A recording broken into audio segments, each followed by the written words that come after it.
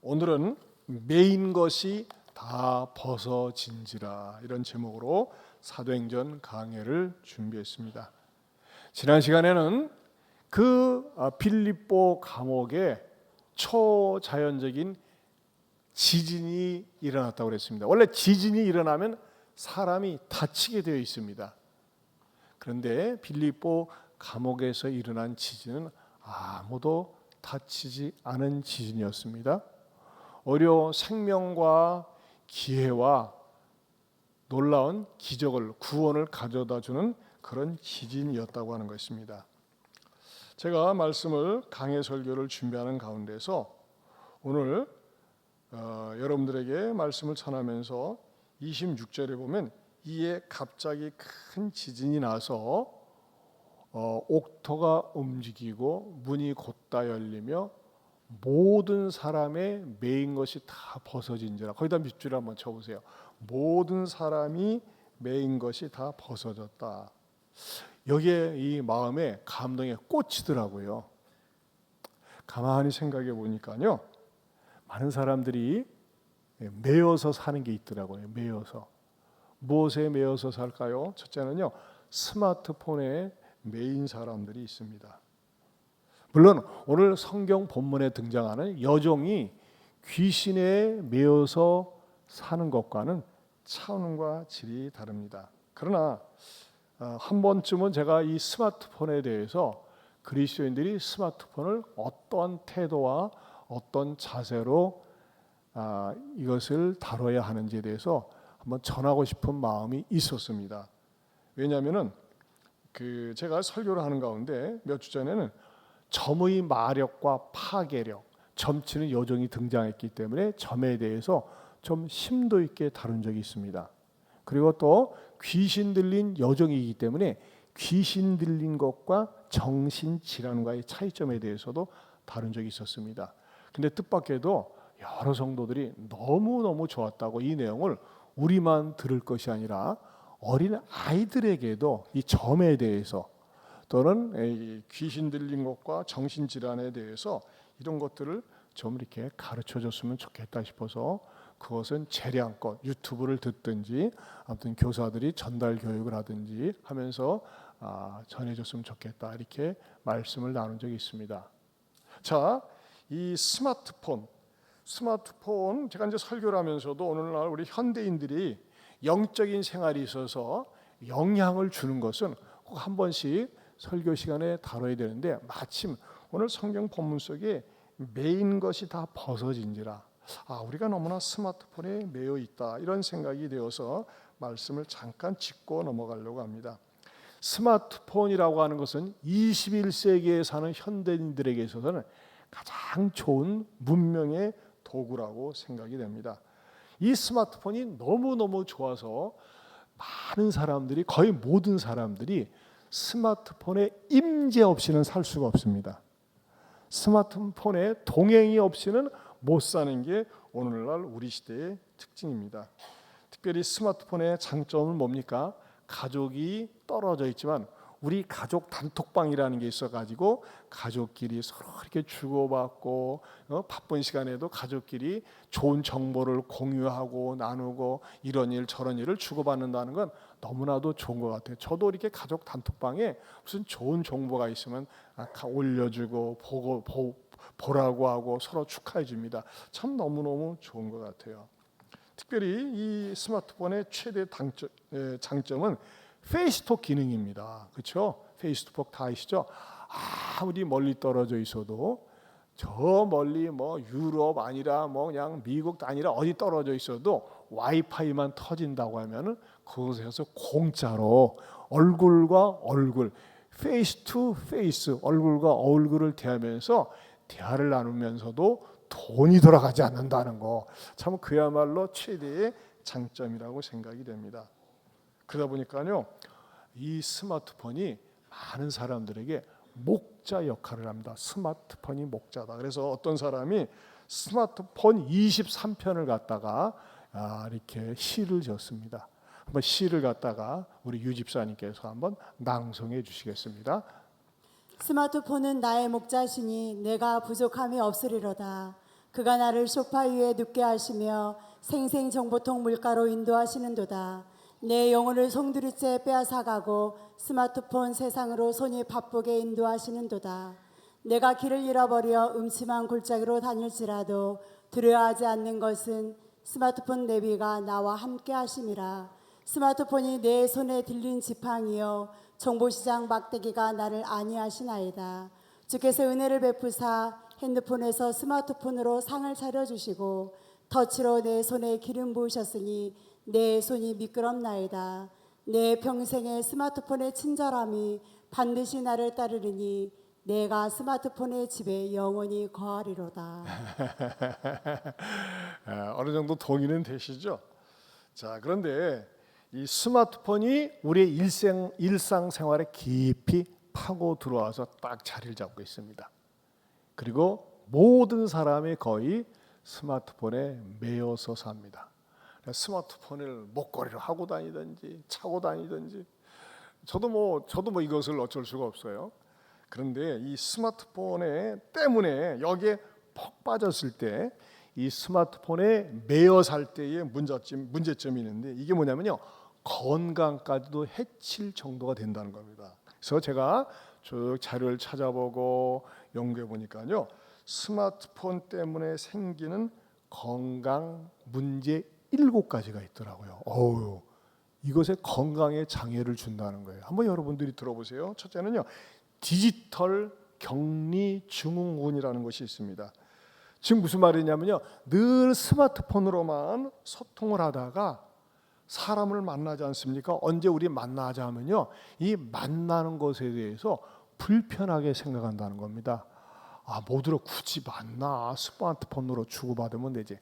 아이 뭐 메모하실 필요 없어요. 그냥 듣고 그냥 지나가시고, 영 이것이 너무나 좋아가지고 메모하고 싶으면은 설교 끝난 다음에 유튜브가 나오니까 꼭 유튜브를 들으시고 그 다음에 좋아요와 구독도 함께 누르면서 봐주시면 되겠습니다. 지금 무슨 말이냐면요, 스마트폰에 푹 빠지다 보니까 대인관계에 어려움이 생기는 거예요. 사람 만나기가 싫은 거예요. 그냥 스마트폰으로만 하지 굳이 만나서 시간 낭비, 돈 낭비, 에너지 낭비 할 필요가 없다고 하는 것입니다. 인간관계에 불편함이 생기는 거예요. 여러분 가운데 그런 분 안 계세요? 난 사람 만나는 거보다 그냥 스마트폰으로 주고받으면 돼. 이게 바로 뭐라고 합니까? 디지털 격리 증후군이라는 것입니다. 여러분, 이것이 발전하게 되면 어떻게 될까요? 여러분이 어떤 애경사를 만났을 때, 결혼식 때도 스마트폰으로 나 갈게, 또 장례식 때도 나 조율을 표하고 끝나, 이렇게 되는 거예요. 이게 잘못하면 여기에 폭 빠진다고 하는 거, 매인다는 거, 이런 위험이 있다는 겁니다. 두 번째는 팝콘 브레인이 있습니다. 팝콘 브레인. 여러분 팝콘 아시죠? 극장 같은 데 가면 옥수수 깡냉이를 넣어서 팍 튀기지 않습니까? 순간적으로 튀겨서 나옵니다. 마찬가지로 스마트폰으로 게임이나 동영상을 많이 보면은요, 어떻게 됩니까? 강한 것에는 익숙하고 현실에 느리고 약한 자극에는 뇌가 반응하지 않게 되는 것을 팝콘 브레인이라고 합니다. 즉 강한 자극에만 뇌가 반응하고 현실에서는 주의력이 떨어지고 무감각해지는 특성을 보입니다. 요즘 우리나라 사람들이 더 갈수록 성질들이 급해지고 있습니다. 스마트폰 보면 모든 것이 빨리빨리 지나가거든요. 대충 보고. 그러다 보니까요, 이 급한 것이 갈수록 늘어나고 사람들이 말이죠, 아주 성질들이 싸나워지는 것을 보게 돼요. 세 번째는 수면 장애가 온다는 것입니다. 스마트폰을 어떤 사람은 잠자리에 이불 속에까지 갖고 가는 사람이 있어요. 그것을 잠자리에 들어서도 계속 보게 되다 보면요, 뇌를 자극해서 수면 시간은 줄어들고 숙면을 하지 못해 수면 장애, 불면 증상으로까지 발전할 수 있다는 것입니다. 여러분, 특별히 스마트폰에서 나오는 전자기기에서 나오는 불빛인 블루라이트는요, 수면을 유도하는 호르몬의 분비를 억제하면서 불면을 가져온다는 것입니다. 수면 장애를 자극하는 거예요. 잠이 못 오게 하는 거예요. 그래서 여러분 보세요. 저는 그래서 자기 전에 1시간 전에는 컴퓨터에 인터넷이나 또 또는 스마트폰을 가능한 보지 않습니다. 왜냐하면 그것이 진짜 맞아요. 이 블루라이트 거기서 나는 불빛 때문에 잠이 잘 오지를 않습니다. 잠이 자기 전에 끝까지 보는 사람은요, 그것이 습관되면서 불면으로 가져옵니다. 더 중요한 건요, 시력 저하와 안구 건조증이 온다는 거예요. 여러분 스마트폰을 이렇게 가까이서 보지 않습니까? 가까이서 보면요, 근시로 진행될 수 있고 눈 깜빡임이 적어서 안구 건조증이 올 수 있습니다. 여러분 우리가 무엇을 볼 때요, 한 번씩 이렇게 눈을 자꾸 깜빡깜빡하는 게 좋습니다. 그래야지만이 눈에서 눈물샘이 나면서 눈을 건조하지 않게 하는데, 스마트폰을 보거나 여러분 영화 같은 거 그리고 모니터를 보면요, 계속 집중하다 보니까 눈 깜빡이질 않아요. 그러면서 뭐가 생기는 겁니까?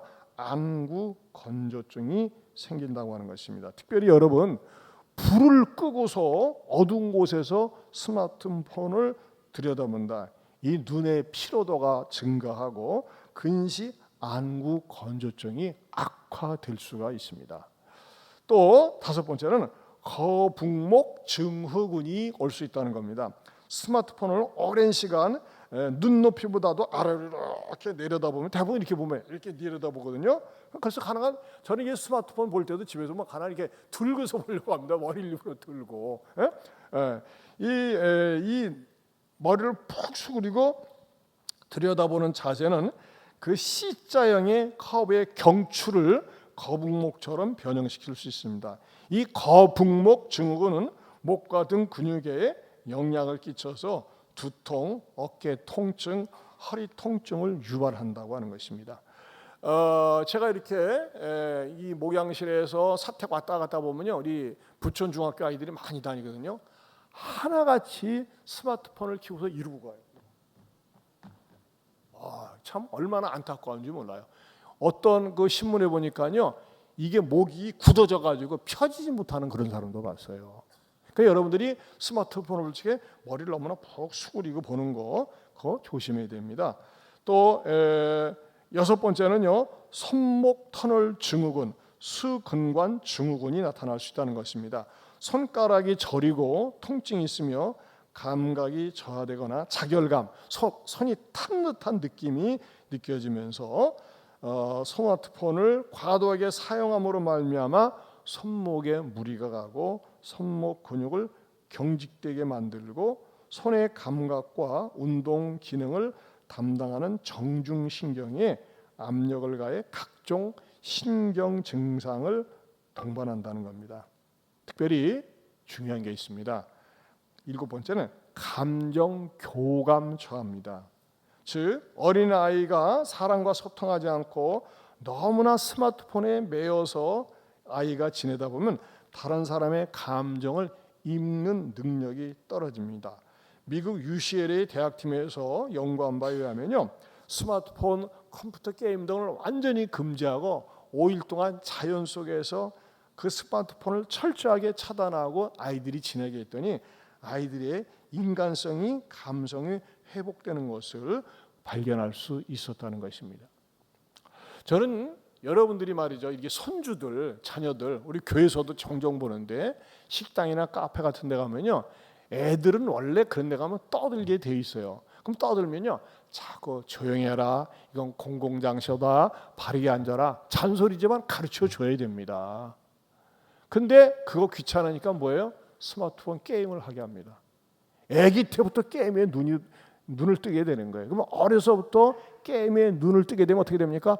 그것을 못하게 하거나 차단하면 견딜 수 없는 분노가 아이들에게 충만하게 됩니다. 그렇죠?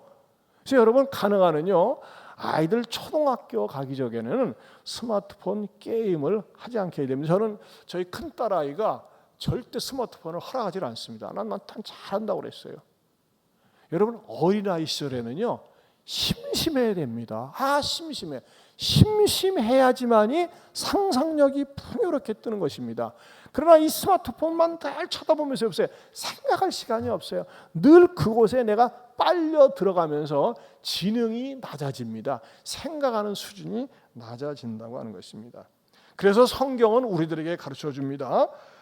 고린도전서 10장 23절 말씀 같이 한번 읽어보겠습니다. 같이 봅니다. 무엇이든 할 수 있는 자유가 있다고 해서 그것이 다 유익한 것이 아니며 또 그것이 다 덕을 세우는 것도 아닙니다. 네, 여러분 스마트폰 자체는요 선한 것도 아니고 악한 것도 아닙니다. 하지만 이 스마트폰에 매여 산다면 그것은 우상이라고 하는 것입니다. 스마트폰이 없으면 스마트폰 어떤 놓고면요 불안해서 견딜 수가 없고 잠시도 놓지 않으면 견딜 수 없다. 이미에요 스마트폰에 매여 사는 거예요. 그렇죠? 심지어는 예배 시간에도 스마트폰을 켜놓고 무엇인가 오면은 봐야지만 직성이 풀리고 예배 시간에도 문자를 보내야지만 직성이 풀린다. 그것은요 예배의 경건성을 깨트리는 것입니다. 하나님께 대한 예의가 아니라는 것입니다. 여러분 부득이한 사정 때문에 어떤 모임에 내가 가야 되는데 그곳에 가서 성경을 갖고 가려니까 부피도 크고 갖고 다니기가 어려우니까 그때 가서 스마트폰으로 성경을 볼 수 있습니다. 저도 그렇게 합니다. 그래 여러분 공적인 예배나 또는 혼자 있는 시간에 성경을 볼 때 스마트폰으로 성경을 보는 거 바람직하지 않습니다. 영성에 전혀 도움이 되질 않습니다. 여러분 스마트폰의 기능은 어떻습니까? 수없이 많은 정보가 스마트폰에 있습니다. 근데 여러분 솔직히 얘기해 보세요. 저부터가요 스마트폰에 많은 정보가 있을 때 철저하게 읽지 않습니다. 그냥 대충 보면 알아요 그냥. 그런데 스마트폰으로 성경을 본다. 그것은요 스마트폰에 등장하는 글자는 휘발성이 있어가지고 빨리 날아갑니다. 집중력이 떨어집니다. 그래 여러분 이렇게 문자로 된 인쇄로 된 성경을 볼 때는 차분하게 깊이 생각하면서 읽습니다. 여러분 스마트폰으로 여러분이 평소에 성경 읽는다. 저는 바람직하지 않다고 봅니다. 여러분의 영성의 수준이 깊어지질 않습니다. 하나님의 말씀을 깊이 깨달을 수가 없다는 것입니다. 그러나 찬송 같은 경우는 얼마든지 우리가 스마트폰으로 우리가 들을 수 있습니다. 또는 듣는 성경도 가능하지만 성경을 보는 것 그것 자체는 바람직하지 않다고 하는 사실, 이 부분을 갖다가 일단 한번 짚고 넘어가기 위해서 스마트폰에 대해서 말씀을 드리는데 어떻게 좀 유익이 되시나요? 네, 유익이 되십니다. 자, 그러나 또 하나 중요한 게 있습니다. 많은 사람들이 의외로 돈에 매인 불행한 사람들을 봅니다. 여러분, 오늘 성경의 사건은 어떻게 시작이 됩니까? 귀신 들린 점쟁이 그 소녀애로부터 귀신을 내쫓아 주니까 큰 사건으로 발전했어요. 왜? 그 귀신 들린 점쟁이를 고용했던 주인들이 돈벌이가 떨어진 거예요. 귀신 들린 점쟁이를 통해서 큰 수익이 났었는데 그 수익이 줄어드니까는 바울과 신라를 다짜고짜로 잡아가지고 두들겨 패고 감옥에 쳐넣었던 것이 아니겠습니까? 여러분, 이 주인들은, 노예의 주인들은 적어도 로마의 자유인들이었습니다. 그러나 이들은 어떤 사람들이었어요? 또 다른 측면에서 돈에 매여서 사는 사람들이었습니다. 여러분 죄송한 얘기지만요, 의외로 많은 사람들이 돈에 매여서 삽니다. 돈 하면 사죽을 못 씁니다. 그 돈이 더러운 돈인지 악한 돈인지 음탕한 돈인지 죄와 관련된 돈인지 상관하지 않고 돈에 매여서 돈의 유혹에 넘어가면서 살고 자기 자신을 갖다가 그 결과적으로 비참하게 만든다는 것입니다. 성심안에서 어떤 분이 이렇게 고백을 했대요. 그분이 아마 예수님 믿기 전에 이전에 다녔던 것이었던 것 같아요. 꿈을 꿔는데 법당에 가 있더래. 근데 그 법당은 절간 아니겠어요? 근데 누군가 돈을 산처럼 이렇게 산더미처럼 잔뜩 쌓아놓고 가져가라고 그랬대요. 근데 이미 신앙이 좀 들어가니까 싫다고, 그건 내 것이 아니라고 돌려줬다고 합니다. 나미아미 타불하면. 그리고 이분이 우리 교회 와서 신앙생활하면서 변화가 일어나고 또 이렇게 특별 새벽기도에 전토세에 참여하면서 너무너무 은혜를 받고 교회 와서 예배를 드리니까 와, 완전히 별 세계구나, 다른 세계구나 하는 것을 깨달았다고 합니다. 여러분 전토세, 전특세, 우리가 토요일 날마다 특세를 하는데 전토세를 하는데 꼭 아이들과 더불어 나와보세요. 아이들과 더불어 같이 나오면서 서로가 서로에게 은혜를 받는 것입니다. 어제는 진짜 큰 감동의 시간이 있었습니다. 저희 교회가 전북대 국제교회 외국인 유학생들을 그 외국인 교회를 적극적으로 돕는데 우리 방준우 장로님께서 말씀하시는데 현재 스코어 전북대 학교 내에 외국인 유학생들이 2,500명 된다고 합니다. 제가요 어저께 쭉 지켜보는데 궁금했어요. 어떤 그 커플이 있는데 저 커플은 누굽니까? 이란 형제자매. 이란. 얼마 전에 이스라엘하고 이란하고 전쟁 났었잖아요. 근데 여기 한국에 와가지고 서로 만나서 결혼도 했고 다양한 형제자매들이 나오는데 우리가 여러분들이 하는 헌금을 가지고 그 5명이 1년에 우리가 1,000만 원씩 장학금을 주는데 5명이 장학금을 받으면서 간증을 하는데 100% 무신론자였던 역시 우리 집사님 센스가 있어요. 1, 2부회 때는 제가 이걸 못 띄워드렸는데 이게 다 나오셔서 특성도 하고 여러분 간증이 우리 교회 홈페이지 행복한 이야기에 있습니다.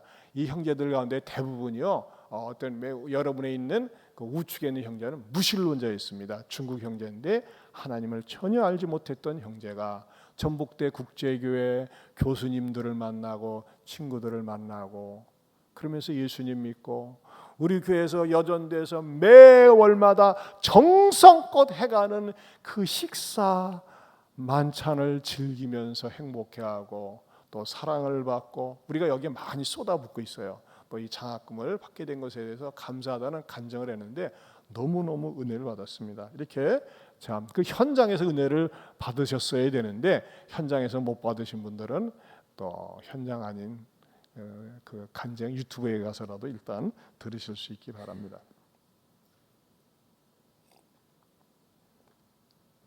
여러분 돈이라고 하는 거는요 엄청난 위력이 있습니다.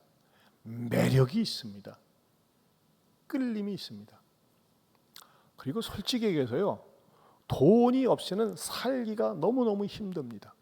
그러나 돈이 어느 정도 있어야 되는데 돈에 대해서 눈동자가 뒤집히면요 그곳에 욕심이 탐욕이 들어가면요 자기 부모도 가족도 형제지간도 눈에 안 보인다는 것입니다. 제가 설교를 준비하면서 세상에 어떻게 이런 일이 있을까 하는 사건을 하나 접했습니다. 90대 여성인 에이모라고 하는 할머니가 계셨습니다. 그런데 어느 날 이 할머니 집에 여전히 변함없이 서초구 좋은 자택에서 그 셋째 며느리가 지난 4월 7일 날 갔었는데 그 할머니가 온몸에 멍이 든 상태로 돌아가신 거예요. 너무나 충격을 받았어요. 셋째 며느리가 그 어머니가 시어머니가 온몸이 멍이 든 상태로 이렇게 돌아가셨는데 이상하게 그 현장에는 첫째, 둘째, 시아주버니가 와 있는 거예요. 그러면서 이것들이 하는 말이 우리 어머니가 너무나 힘든 일이 있어가지고 자살하신 것 같다. 자해로 자살했다고 하면서 경찰서에 신고를 했다고 하는 것입니다. 그런데 경찰서에서 자살했어도 조사를 하지 않습니까? 그런데 이렇게 자세히 이 돌아가신 이분에 대해서 검사를 신체를 해보니까 어떤 일이 있었느냐? 갈비뼈가 부러졌어요. 여러분, 내가 자살하는데 갈비뼈를 떼칩니까? 그래서 손이 묶인 흔적이 있었어요. 멍이 들었어요. 그리고 이 할머니의 핸드폰을 이렇게 검사를 하니까는 이러한 욕설도 있었답니다. 아들들이 또 와서 지랄하고 갔다. 나를 또 누르고 나를 괴롭혔다. 이러한 내용들이 있는 것을 발견하고 나서 자세히 추궁을 하니까 엄청난 사실을 발견하게 되었습니다. 말하자면 두 아들들이 자기 어머니를 죽인 거예요. 그럼 왜 죽였느냐? 재산 때문에. 재산 분배하는 과정에서 불공평하다는 것입니다. 아들들이 셋인데 이 할머니가 재산이 엄청 많은데 세 아들들에게 100억씩 나눠줬대. 여러분 아무렇지 않아요? 100억씩. 억소리 납니다. 10억이 아니라 100억입니다. 그랬는데 두 큰아들과 둘째 아들이 억울하다는 거예요. 왜? 셋째 아들한테 더 줬다는 거예요. 그 왜 더 줬느냐? 셋째 아들과 며느리가 평소에 이 어머니 복양을 잘했어요.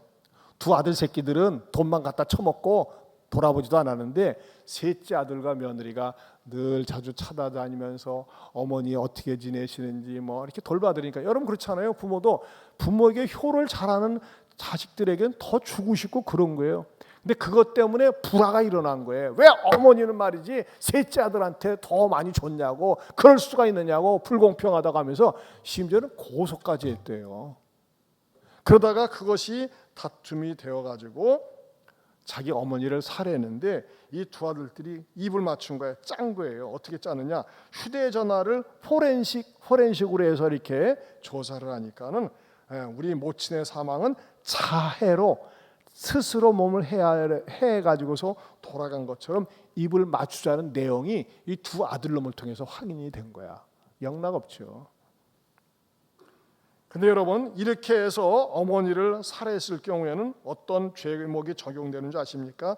존속상해 치사죄로 직계 존속을 대상으로 한 그런 죄이기 때문에 일반적인 상해 치사보다는 이 죄의 벌이 더 중하다는 것입니다.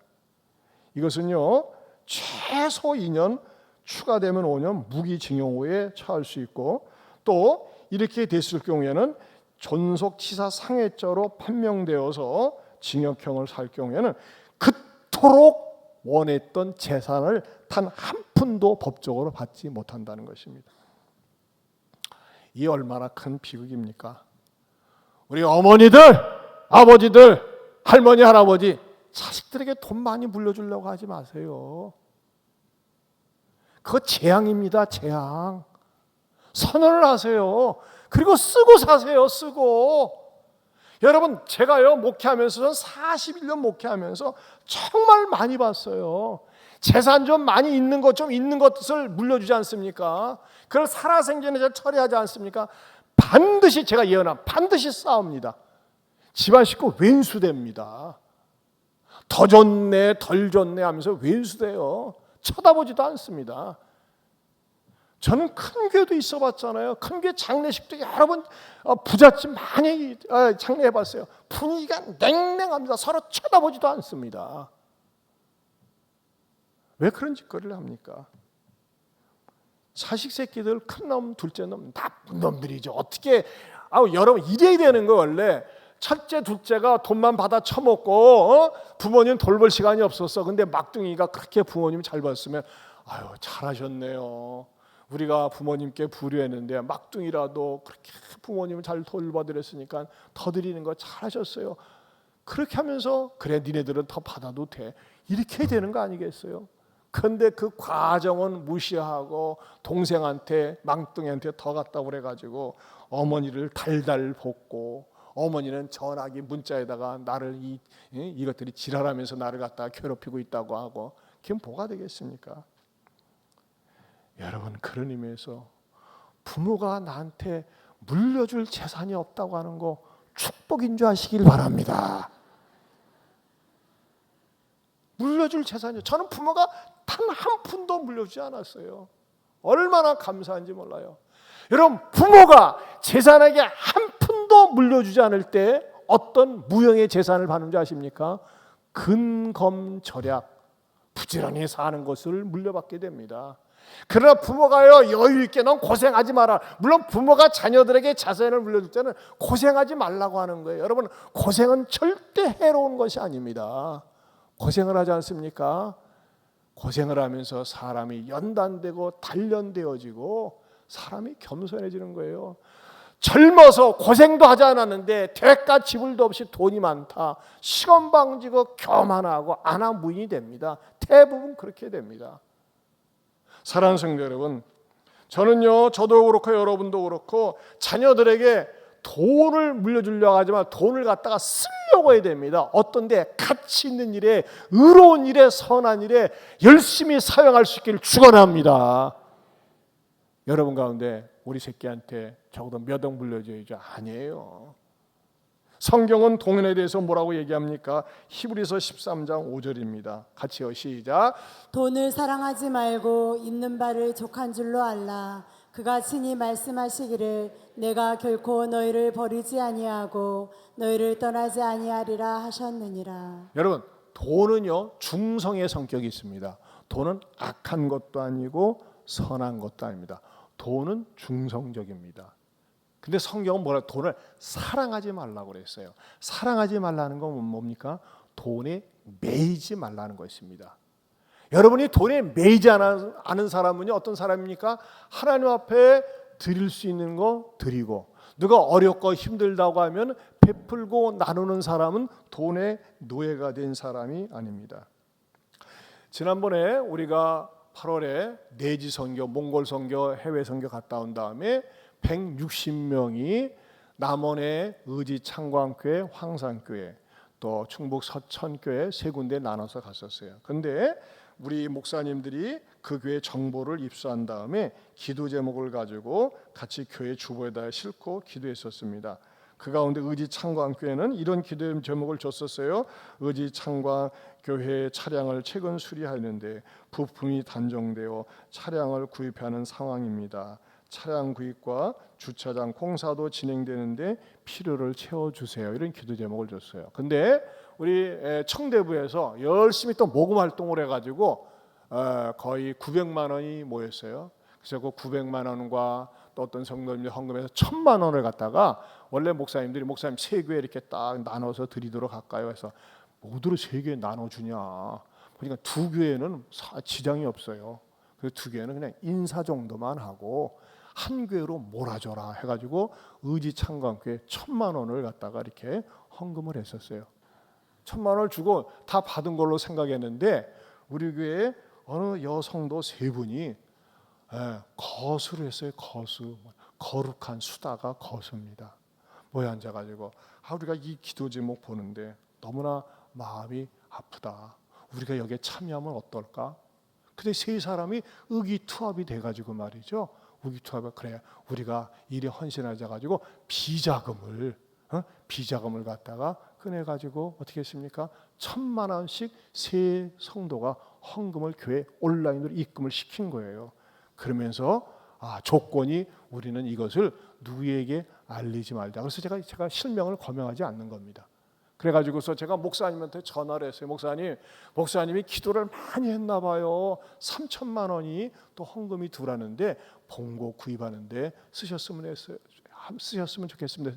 목사님이 무슨 말인지 처음에 몰라가지고 벌벌 떠는 거예요. 네? 처음에 그러시더라고요. 아니요, 3천만 원을 추가로 송금을 하겠습니다. 그러기 전에 목사님이 저희 교회에 오셔서 또 한번 말씀도 주시고 또 기도해 주시면 좋겠습니다 했더니 지난주 수요일 날 오셔서 그 주창식 목사님이 감격스럽게 말씀도 주시고 또 우리가 3천만 원 전달식도 가졌습니다. 얼마나 목사님이 감사해 하는지. 어저께 드디어 11인승 스타리아 최고급 신차 그것을 구입을 계약을 했다고 이렇게 연락이 왔어요. 저는 이 모습을 보면서 얼마나 감사한지. 또 어떤 그 성도님들이 모여 앉아가지고 그래 우리가 하나님이 기뻐하시는데 물질을 사용했으면 좋겠다 해가지고서 이렇게 헌신을 하셨어요. 저는 저희 교회에 드린 것 이상으로 정말 가치가 있고 보람되다고 생각을 합니다. 사랑하는 성도 여러분, 하나님께서 우리들에게 물질을 주셨습니까? 사용할 줄 알아야 됩니다. 내가 움켜쥐면요 이기적인 사람이 되고 그 하나님 앞에 가서는요 아무런 쓰잘데가 없어요. 돈 많은 사람 만물이 죽었어도요 뭐 하나도 못 가져간다니까요. 이 하나님께서 주신 물질을 아름답고 선한 일에 선용할 수 있기를 축원합니다. 그것 가운데 하나가요 경건 장학금이에요. 여러분들이 드리는 헌금을 우리 교회 우리는 유치부부터 장학금을 줘요. 유치부 초등학교 1학년서부터 6학년, 중학생, 고등학생, 청년, 대학까지 심지어 취업 준비생한테까지 줍니다. 왜 주냐? 여러분 원래 공부 잘하는 애들은 어디 가서든지 인정받아요. 내 교회에서 경건 훈련을 열심히 시켜가지고 적어도 주일까지 앞서서 14주를 개근한 우리 아이들에게 경건 장학금을 주면 좋겠다 해가지고서 이 전 특세 때 개근한 아이들에게 주는 겁니다. 여러분들은 돈 가지고 누구 장학금 줘본 적이 있습니까? 근데 교회를 통해서 주는 거 얼마나 아름답습니까? 우리가 어저께도 국제교회 500만 원 장학금을 지급했어요. 얼마나 아름답습니까? 그 학생들도 사기 진작이 되고 그 학생들 고백 가운데 내가 이렇게 사랑을 받은 것만큼 자기 나라에 가서도 이렇게 베풀고 사랑하면서 살겠다. 이렇게 사랑의 선순환이 되는 거예요. 물질의 선순환이 되는 거예요. 이런 일이 아름답게 쓰임받을 수 있기를 축원합니다. 또 제가 감사한 거, 또 그리스도 안에서 칭찬하고 싶은 것 가운데 하나는 우리 고한주 장로님 둘째 아들 현빈이가 수학을 잘했어요. 그런데 얘가요, 고등학교 3학년 때 고3 때인데도 불구하고 토요일마다 시온 육아원에 가가지고 수학을 갖다가 자원봉사 수학을 가르친 거예요. 수학을. 그래서 야, 나 참 너 마음 이쁘다. 그 아빠가 그렇게 가르친 거예요. 너만 위해서 살지 말고 네가 가지고 있는 은사, 재능 그것을 베풀고 나누면서 살아가지고 얘가 고3 때 고3 학생 시절에 시원주가관에 가서 직접 자원봉사로 그렇게 수학을 가르쳤는데 뭐 이런 나이에 여러분 공인 회계사가 행시 사시 못지않게 3대 고시라고 하지 않습니까? 근데 이번에 최종적으로 2차 고시에 합격했어요. 그래서 제가 또 축하한다고 문자를 보내줬더니 또 얘는 더 장문의 꽃배기로 문자를 보내왔더라고요. 여러분, 제가 이 말씀을 드리고 싶은 이유는 우리 자녀들에게나 여러분들에게나 하나님께서 주신 물질, 은사, 건강, 기회, 시간을 가지고 드릴 수 있고 쓰임받을 수 있기를 축원합니다. 일주일에 한 번이라도 새벽기도 차량 봉사하는 분을 찾고 있습니다. 감동되시는 분, 여러분 드리세요. 내가 하나님 앞에 드리는 것이 남는 거예요. 세 번째는요, 복음 때문에 매인 바울과 실라를 본다는 것입니다. 구원사적인 의미로 보면요, 바울과 실라는 좋은 일을 하다가 귀신을 내쫓아 주고 착고에 채이고 매였습니다. 근데 만약에 바울과 실라가 그 착고에 매인 채로 찬양과 기도, 예배를 드리지 않았더라면 지진도 일어나지 않았을 것이요, 지진이 일어나지 않았더라면 어떻게 됐을까요? 간수가 예수님을 믿는 기회를 놓쳤을 것입니다. 자, 바울과 실라가 매인 사건은요, 죄악과 사망으로 매어서 멸망당할 수밖에 없는 간수를 풀어주는 데 쓰임받는 도구가 되었다고 하는 것입니다. 이 얼마나 역설적인 진리인지 모릅니다. 바울과 실라가 매임당하는 사건은 간수와 그의 가족들이 죄와 사망으로부터 매이는 것에서 풀릴 수 있도록 하나님께서 도구로 쓰셨다고 하는 것입니다. 여러분, 성경에는요, 진짜 역설적인 진리가 많습니다. 인간적으로 보면 안 될 것 같은데 되는 거예요. 여러분, 대표적인 역설적인 그 진리는 뭡니까? 바로 예수 그리스도를 통해서 나타났습니다. 예수님은 하나님의 아들이십니다. 죄를 지은 적도 없고 죄를 알지 못하는데 예수님은요, 죄수 아닌 죄수가 되었고 예수님은 사망의 매인바가 되셨습니다. 죽음의 매인바가 되셨습니다. 철저하게 죽음에 매여서 무덤에 묻혀 있었습니다. 그러나 하나님께서 그를 죽은 자 가운데서 3일 만에 부활하심으로 말미암아 우리 모든 인류가 죄와 죽음에 매어서 멸망당할 수밖에 없는데 예수님께서 매이시고 부활하셔서 풀리심으로 말미암아 우리 모든 사람들에게 자유를 주셨습니다. 얼마나 역설적인 진리인지 모릅니다. 여러분, 140년 전에 우리나라는요, 비참한 나라였습니다. 그런데 선교사들이 사명에 매여 복음에 매여 우리 대한민국에 들어와서 복음을 전해주면서 그 복음 때문에 우리나라가 이렇게 놀라운 복을 받았습니다.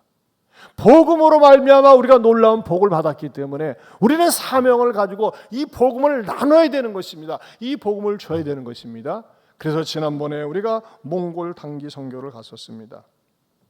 또 이번에 8월 달에 내지 선교 160명이 갔었습니다. 이런 일이 있었습니다. 2001년 금호교회, 서울에 있는 금호교회 청년부에서 2년째 몽골 단기 선교를 떠나기 위해서 승합차에 탔었는데 그 승합차를 타고 인천공항으로 가던 중에 상대방이 음주 운전을 하면서 봉고와 부딪혔습니다. 그리고 봉고 안에 타고 있던 27살 된 서지연이라고 하는 자매가 봉고에서 튕겨져 나가면서 현장에서 즉사하게 됩니다. 27살 먹은 청년, 여자 청년이요. 얼마나 통곡할 노릇입니까? 얼마나 가슴이 찢어지겠어요. 여러분 부모 같은 거 보면 되는 걸 하나님, 우리가 나쁜 일을 하려고 하는 것도 아니고 몽골 선교를 가는데 좀 지켜주시지 왜 사고가 나가지고 내 결혼도 하지 않은 처녀 우리 지연이가 이런 사고를 당해야 합니까 하면서 원망하고 저주할 수 있는데, 이것을 하나님의 뜻을 가운데 있었던 일이라고 받아들이면서 자기 딸이 평소에 남에게 베풀고 나누는 것을 좋아했던 그 자기 딸을 생각하면서 딸의 시신을 갖다가 부천 순천향병원에 기증했고, 또 각막을 이식하면서 앞을 보지 못하는 사람의 시력을 뜨게 해줬습니다. 딸을 생각할수록 너무 그립고 아쉬운 거예요. 그래서 딸을 기억하는 마음으로 이 사망을 통해서 받은 그 사망 보험금 수억 원을 그 몽골 땅에 서지연 선교 기념관으로 헌납을 합니다. 그 몽골 땅에 2만여 평의 대지 위에 9개 동의 건물을 짓습니다. 그런데 이렇게 헌신한 것 때문에 몽골에 사는 여인들이 너무너무 감동을 받아가지고 서지연이라고 하는 노래를 지어서 불렀습니다. 한번 그 노래를 잠깐 들어보겠습니다.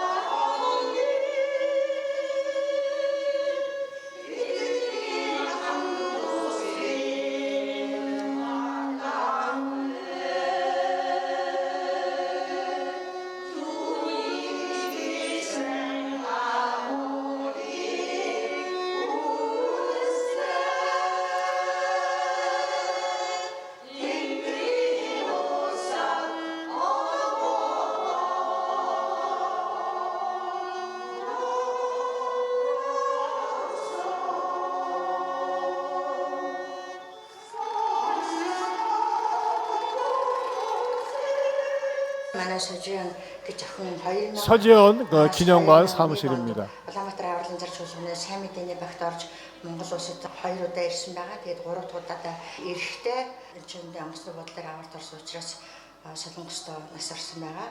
Нас орохын өмнө 2001 оны 7 сарын 8-нд бичсэн захидал нь бол энд байгаа. Яг гараараа бичсэн маш хүнд тэмцсэн ч гэсэн бурхны ариун сүнсээр дүүрсэн сүнсээр өдөр дүүрсэн охин байсан учраас энэ захидлыг утга төгөлдөр сайхан бичиж чадсан байгаа.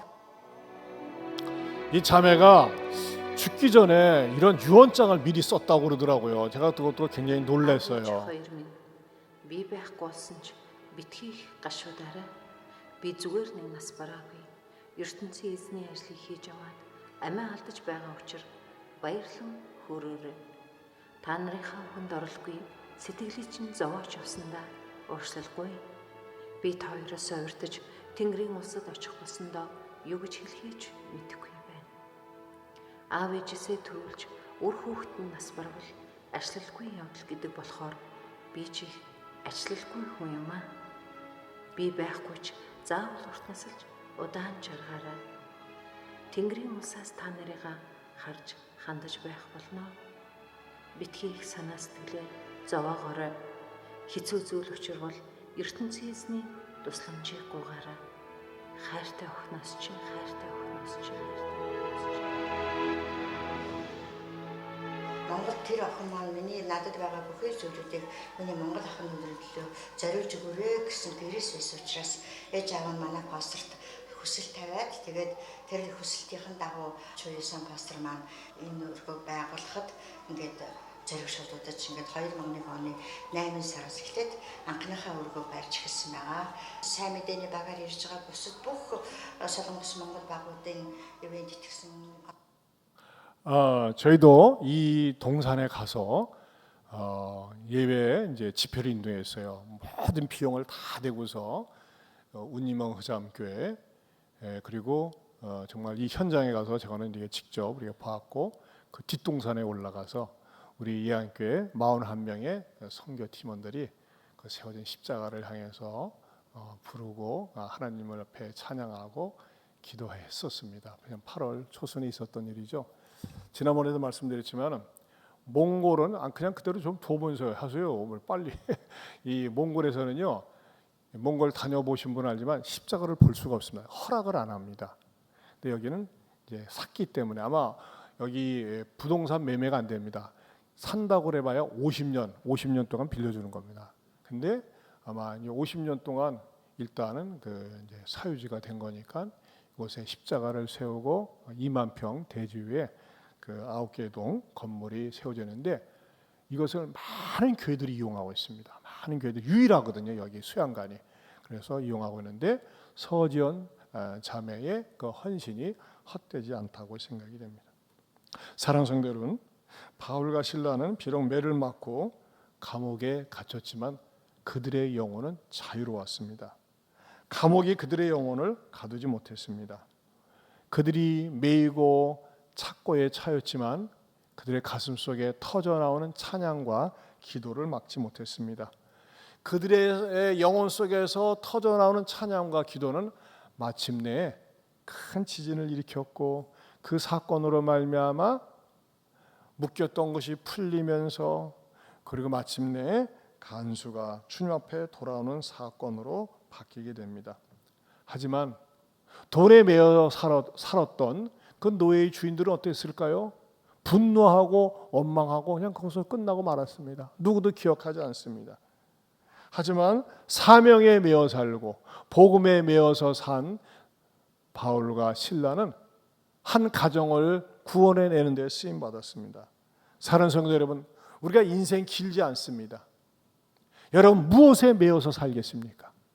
돈에 매여서 살겠습니까? 정욕에 매여서 살겠습니까? 어떤 인터넷 중독에 매여서 살겠습니까? 아니면 어떤 불륜 관계에 매여서 살겠습니까? 아닙니다. 그런 인생은 시간이 지나면 후회밖에 남는 것이 없습니다. 하지만 여러분 사랑에 매여서 살아보세요.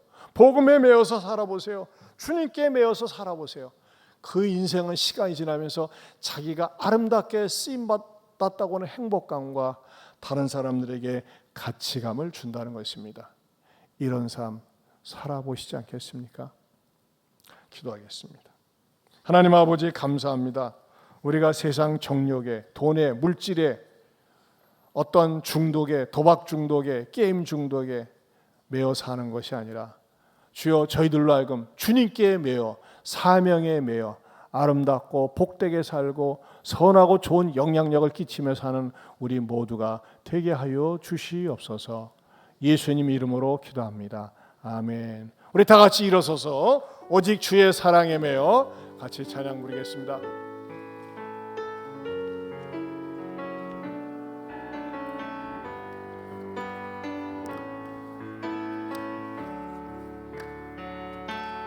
오직 주의 사랑에 매여 기뻐 노래합니다. 이 소망의 언덕 기쁨의 땅에서 주께 사랑드립니다. 오직 주의 예안에 맞춰 매연 기뻐 찬양합니다. 이 소명의 언덕 거룩한 땅에서 주께 노래드립니다. 주께서 주신 모든 은혜 나는 말할 수 없네. 내 영혼 즐거이 주 따르렵니다.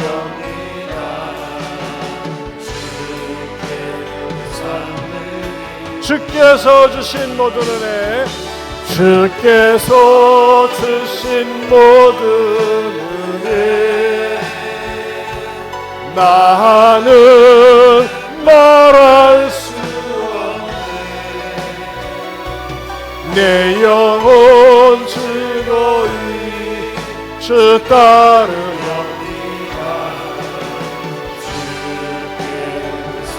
우리 두 손 들고 주께서 주신 모든 은혜 나는 말할 수 없네. 내 영혼 즐거이 주 따르렵니다.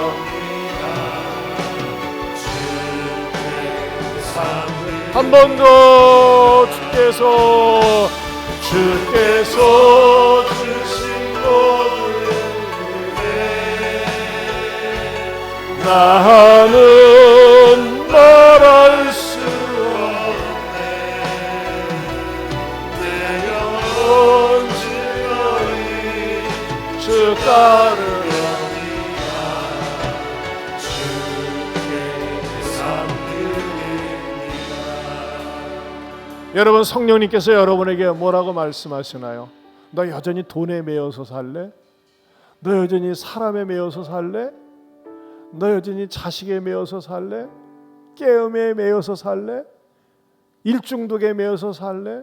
너만 위해서 살래? 너에 매여서 살래? 여러분, 남는 게 없습니다. 여러분, 사랑에 매여서 사십시다. 사명에 매여서 사십시다. 하나님, 저로 하여금 하나님은 잘 섬기고 사람은 사랑하고 돈은 사용할 줄 아는 이렇게 아름답게 쓰임받는 사명자, 주께 매여서 사는 내가 되게 해달라고 우리 두 손 들고 주여 한번 부르고 통성으로 기도합니다. 주여. 아버지 하나님 감사합니다. 아버지 하나님 감사합니다. 주여 세상에 신선하는 세대처럼 사랑에 매이고 삶에 매이고 우리 모두가 될 수 있도록